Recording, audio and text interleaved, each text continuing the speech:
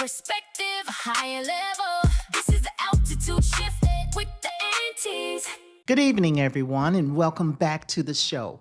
I am your hostess, Sandra McKnight, and we have a very special guest with us here today, Mr. Winston Tease. Mr. Tease, introduce yourself and tell the viewing audience a little bit about you.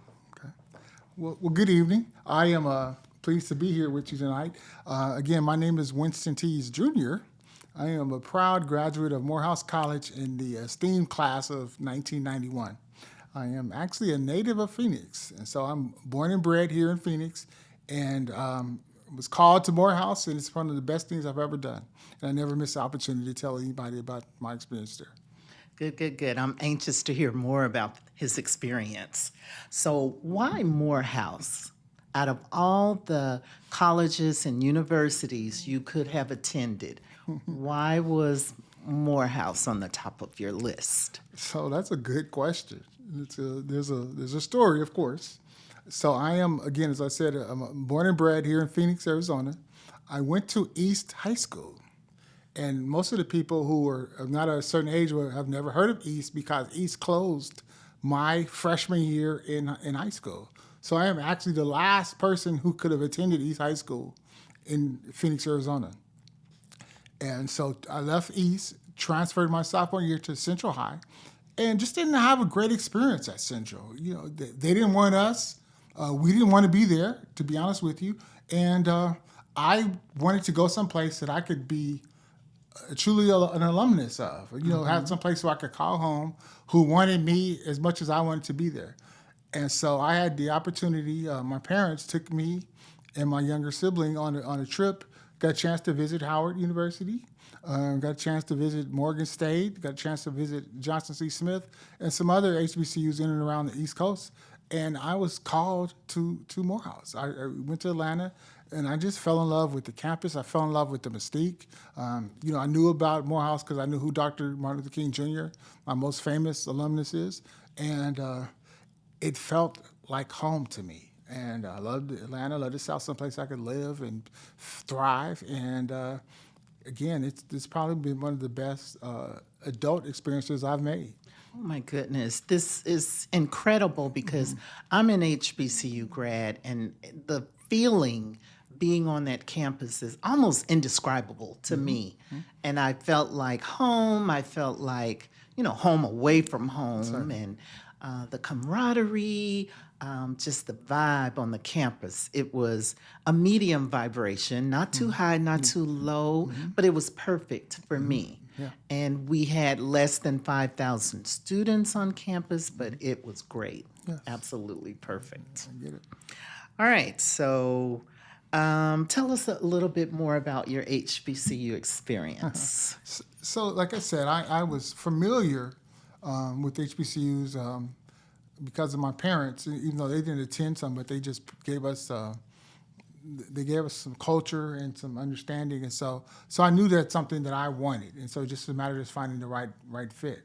And I tell people all the time, at Morehouse, what we found is a place that you could, the education is top notch, so you can't go there without being a student first and foremost.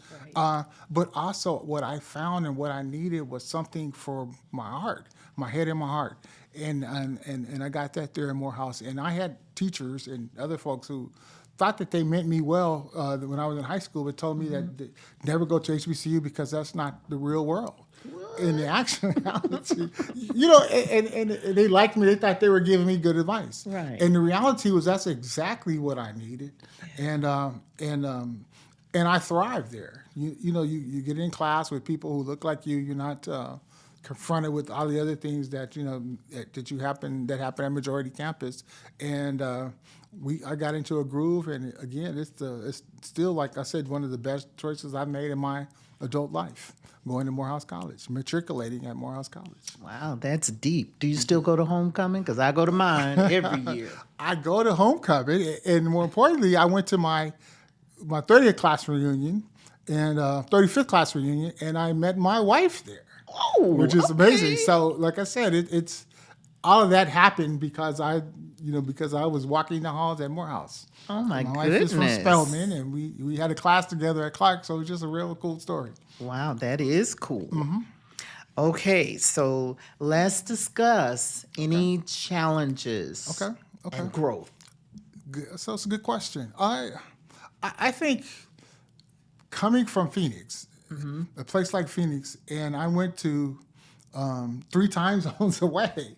And so, I think it's important a lot of times when people are making those decisions that they have to have an understanding of where they're going and what they happen. And that helps ease the fact that you're thousands of miles away from home. Right. And of course, that was a challenge at first in some respects. It's homesick, whatnot, but you settle in, you're comfortable, and most people have that kind of experience their freshman year. Yeah.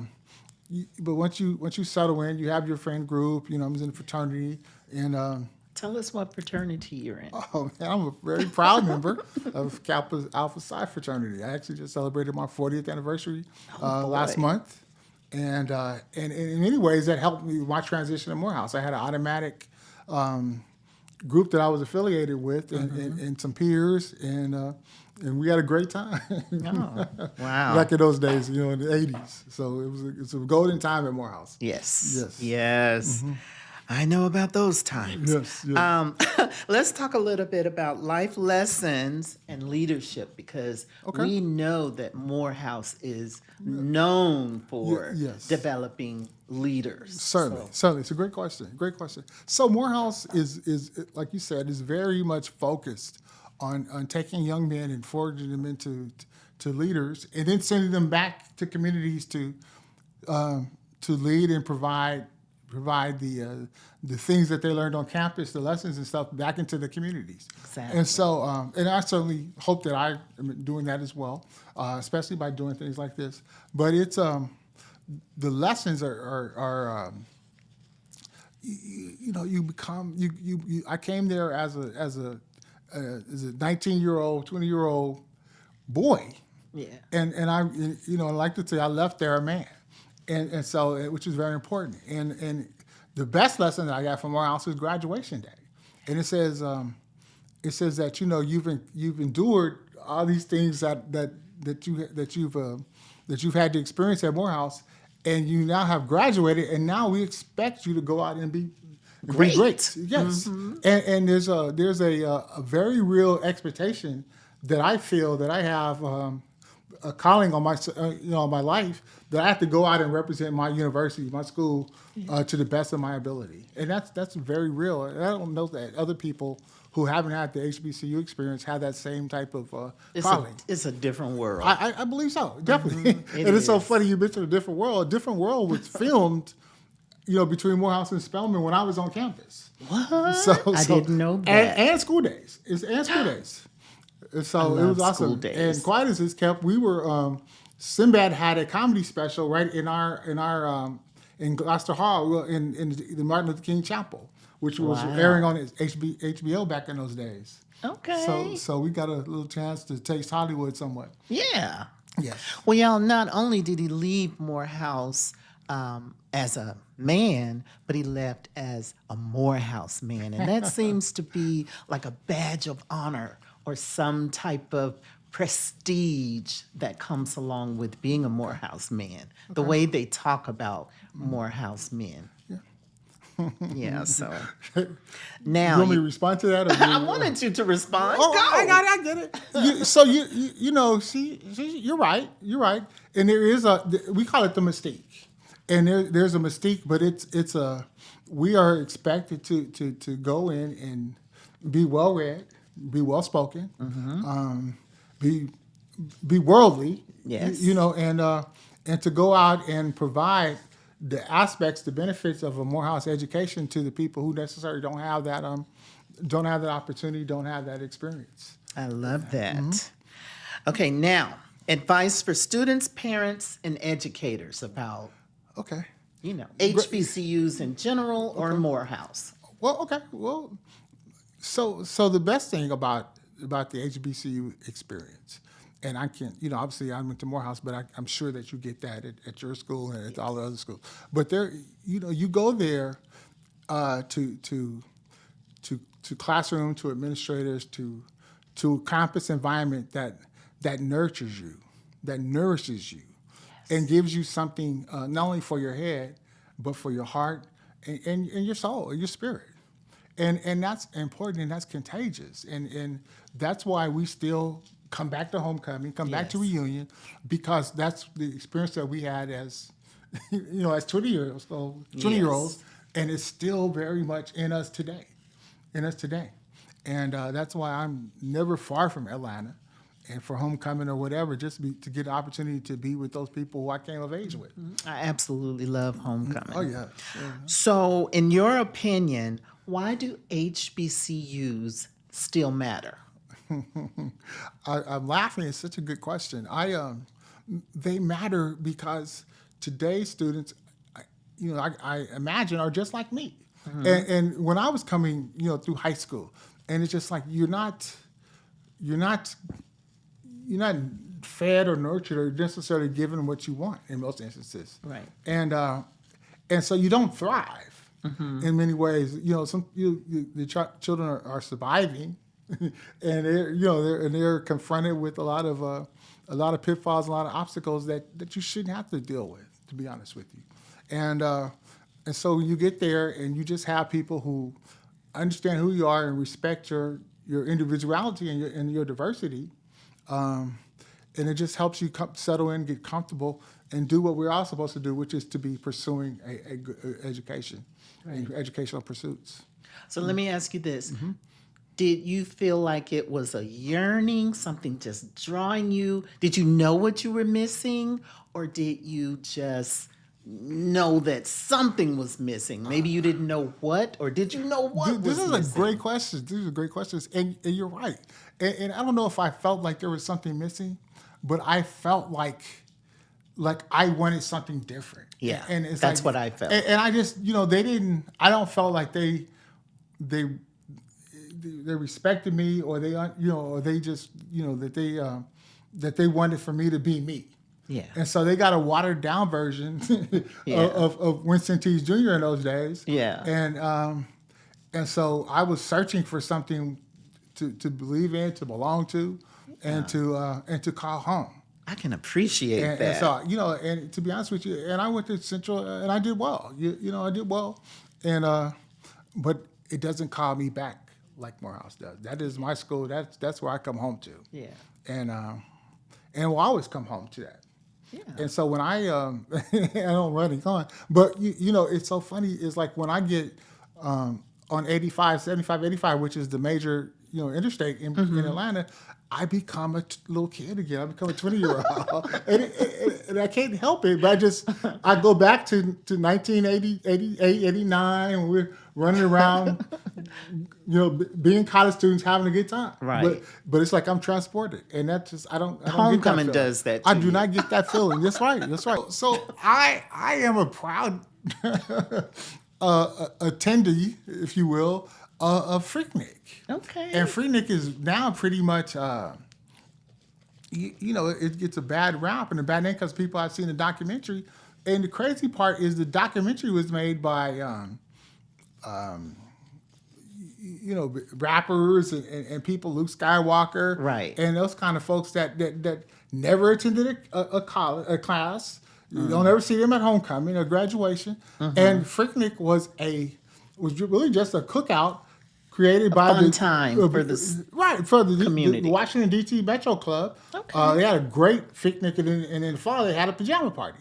But the bottom line is that was what we did in between what we called our reading period, which is the week before finals, to blow off steam and to get ready for finals. Okay. And it was a great time, and there wasn't nobody out there naked or doing all that stuff. That was Something else. that was the cousins. They were the cousins, but they weren't on campus. Oh, okay. But Freaknik was an amazing time, amazing experience. It was a good time. Oh, it's very much so. Cookout, Very much so. people And getting there's together. Freakniks all over the country. There's the Bayou Classic. You know what I mean? There's the Black give it a Beach different Party. name. Yeah, they have a different name. Everybody has their own thing. Okay. There's Aggie Fest, but there's all these different places that the colleges come together and students are coming together, having a good, clean, wholesome fun. Okay. Yes, It yes. sounds fun. I can Yes. see myself at a. Oh, you'd have been Picnic. great. You'd have been having a good time. Yep. Okay, let's do Okay. the rapid fire fun questions, Okay, and okay. then we'll wrap up. Okay, Okay. You ready? I have hope like so. four questions. Okay. One word that describes Morehouse. One word. One word. Let me think about that. It is your soul. Okay. Soulful. Favorite memory from campus life. Favorite memory. Don't say freaknik. No. Just no. kidding. No. Favorite memory. Favorite memory from campus life. Like mine would be Friday afternoon, cruising the ACU Boulevard. Oh, okay. Yes. Okay. Favorite Morehouse tradition. Favorite Morehouse tradition. Good question. Come This is a on, good question. Morehouse, Think man. about it. I got it. Is that we would all go to the onto the yard at Spelman at lunchtime on Fridays. So everybody love would go that. over to Spelman and hang out. Last one. Mm-hmm. One piece of advice every high school senior should hear. Great question. Is you when you making these choices about what you're going to do, your next 4 years in college, you have to remember that number one, you have to live there, and so you want to be someplace that you can live for at least 9 months out of the year, and then be home. Otherwise, you won't thrive. You won't do well. So that's very important, and that's what I found when I went to Atlanta. Is a place that I could thrive in, that I could bond with, that felt comfortable to me. Seniors, are you listening? Yes. Thank you. All right. So May I add another while I'm here? I believe, and I think it's very important, particularly coming from Phoenix and the community that Phoenix is, that people go and see something else. And like I said, I went to Morehouse, loved Morehouse, but I then came home. But from that, I've had that experience, and I know what it is to be away from here and see something else. And I think that's important for people growing up here is to go and experience the other side of life. you are absolutely correct, and I encouraged all of my children get out of here. Yes, go yes, fly. yes. See something different. Yes. Meet new people. Certainly. Go into different environments. That's Certainly. gonna feed your soul. So yes. So thank you, Mr. Tease. My pleasure. Junior. Thank you for doing it. That's great. That's good. And I appreciate you being here, sharing all of this wonderful information for our students. And you come back one day. I hope to. Yes. And thank you for what you do. I think it's so important, and it's so innovative. Thank and, you. And it's exciting, and you're hopefully touching audiences that just don't happen up on the campus and get this kind of stuff. I hope so. I so. appreciate it. I know so. I want to incorporate, highlighting an HBCU on each episode, just highlighting one. Well, thank you. It's So, important. It's important. Very important. All right. Well, thank you. My pleasure. I appreciate the Appreciate you invitation. being here. All right. All right. That's a wrap. Ready to rise, a new perspective, a higher level. This is the altitude shift.